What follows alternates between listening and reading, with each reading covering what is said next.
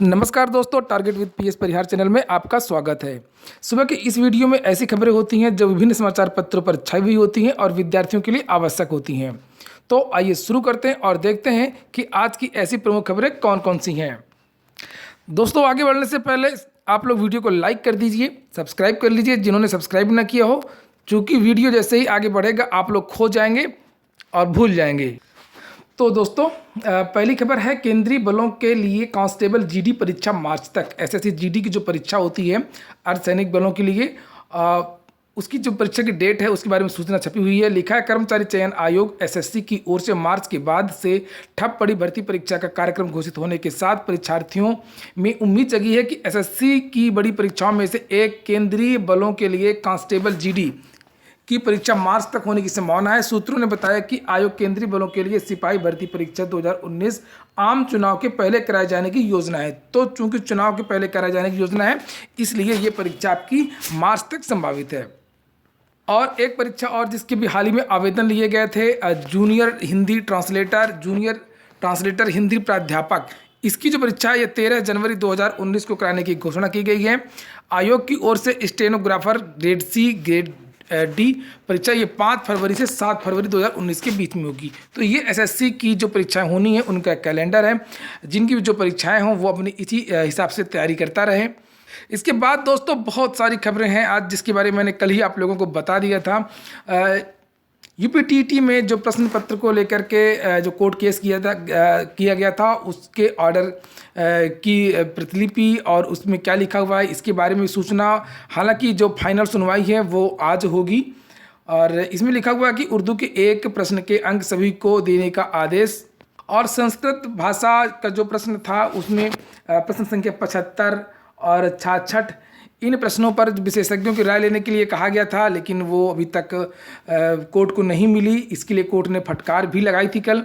और कल मैंने बताया था आप लोगों को कि जो कॉमन नंबर वाली बात थी वो भी हुई थी। तो देखते हैं आज फाइनल सुनवाई होनी है, शाम तक क्या आएगा। एक बात और, बहुत सारे विद्यार्थी पूछ रहे थे कि क्या सर नंबर कम भी हो सकते हैं। तो मैं ये स्पष्ट कर दूं, कम होने के कोई चांस नहीं है।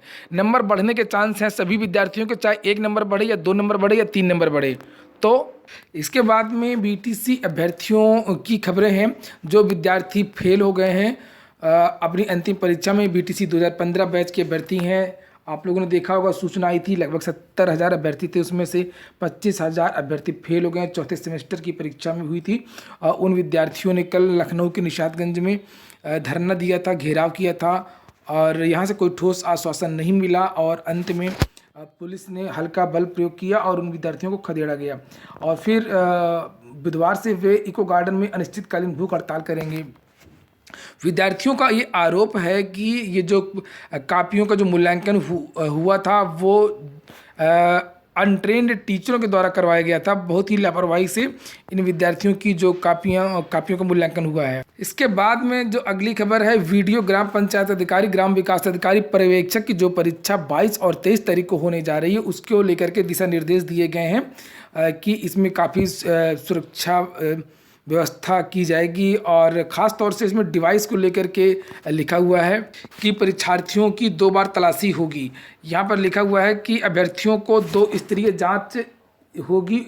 और पहले उनकी जांच परीक्षा केंद्र के गेट पर होगी। यहाँ से अभ्यर्थी परीक्षा कक्ष में पहुँचेंगे तो वहाँ भी तलाशी होगी, यानी कक्षा में भी तलाशी होगी और गेट पर भी तलाशी होगी। और यहाँ पर लिखा हुआ है कि नोडल अधिकारियों को निर्देशित किया कि परीक्षा केंद्र के भीतर कोई भी अभ्यर्थी किसी तरह की इलेक्ट्रॉनिक डिवाइस लेकर दाखिल ना हो और ये सुनिश्चित किया जाए। तो इस भर्ती में काफ़ी विद्यार्थी सम्मिलित हो रहे हैं। इसके बाद में एक और सूचना है जो आप लोग पूछ रहे थे कि 30-33 की जो सुनवाई है वो 158 नंबर पर, देखिए आप, ये 20 तारीख को लगी हुई है। 20 तारीख को 30-33 कट ऑफ के बारे में सुनवाई होगी। इसके बाद दोस्तों 2-3 प्रश्न हैं, करंट अफेयर्स की सूचनाएं हैं, वो भी आप लोग उसको नोट कर लीजिए, याद कर लीजिए। जैसा कि मैं हमेशा अपने वीडियो के अंत में 2 या 3 करंट अफेयर्स आपको देता हूं। तो दोस्तों, ये जो फिल्म है पीरियड एंड ऑफ सेंटेंस, ये ऑस्कर में गई है। ये इसलिए इम्पॉर्टेंट है कि ये फिल्म भारतीय पृष्ठभूमि पर बनी हुई है और यह जैसा कि इसका नाम से ही पता चल जाता है कि महिलाओं की माहवारी से संबंधित कलंक की गहरी जड़ों के खिलाफ ये जैसे पैडमैन फिल्म आई थी उसी तरीके की ये फिल्म है।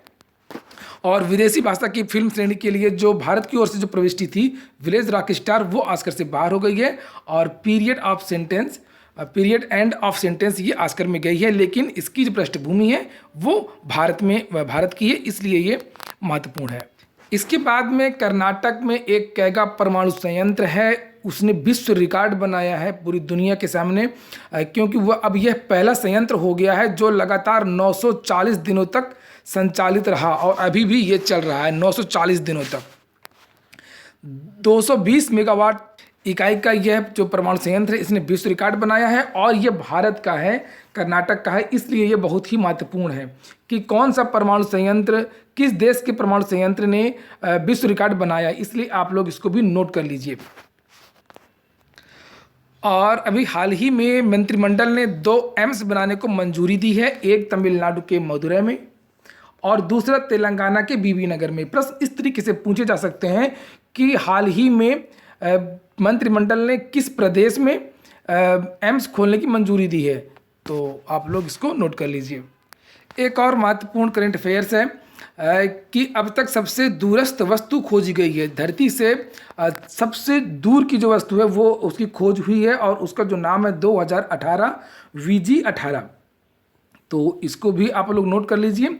ये जो जितनी दूरी पृथ्वी से सूर्य की है उसकी तुलना में 100 गुना अधिक दूर स्थित है। तो ये 3 करंट अफेयर्स हो गए जो सबसे ज़्यादा महत्वपूर्ण है आज के। और अगर ये वीडियो आपको अच्छा लगा हो तो इसको लाइक तुरंत कर दें। और टीटी में क्या होता है आज शाम को मैं आप लोगों को पूरा विस्तार से बताऊंगा। तब तक आप लोग जुड़े रहिए इस चैनल से और जिन मित्रों ने चैनल को सब्सक्राइब न किया सब्सक्राइब कर लें। अगर आप लोग कुछ कहना चाहते हो कमेंट बॉक्स में कह दें, मैं आपके जवाब देने की कोशिश करूँगा। बहुत बहुत धन्यवाद।